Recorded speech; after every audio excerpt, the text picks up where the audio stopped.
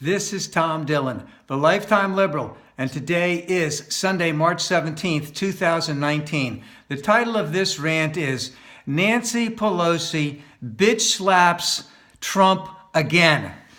So in Republican circles, it's very important to have a contrived outrage of the day or of the week.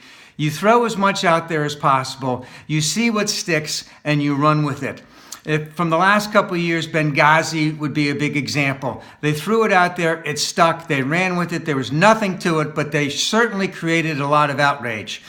Now, Trump has basically had an outrage in reference to the wall. And he declared an emergency act 2 weeks ago, basically to give him the power to take money away from what Congress, the House, and Senate had already appropriated.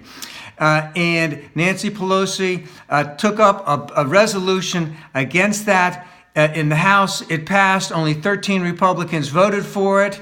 And right after that, before the Senate voted on it, she basically said that she was taking impeachment off the table. She took a lot of heat from that, but she said she was taking impeachment off the table because this scumbucket is not worth impeachment. Notice those words. She's not worth impeachment. Then the Senate voted. And they voted against the president also, with 12 Republican senators voting against him.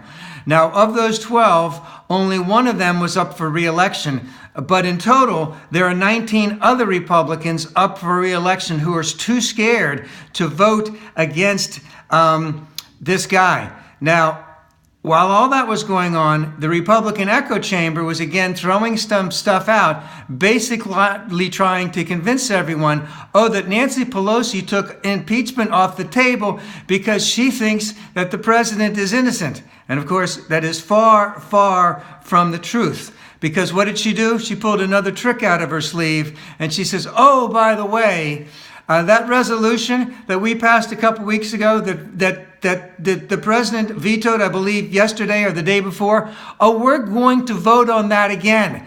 Just like the Republicans voted 42 times to override Obamacare.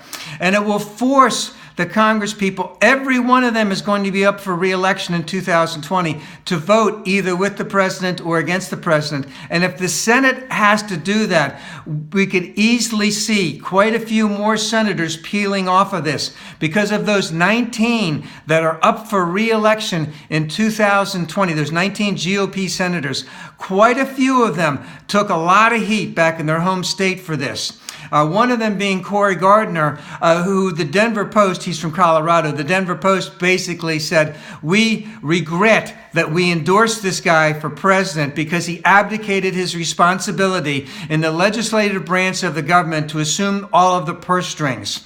All right. So all of these Republicans in 2020 will be running against two things. One, their Democratic opponent, and two, the president, because they're going to have to justify why they voted to go with this guy and against something that was written specifically for them in the legislative branch in the Congress.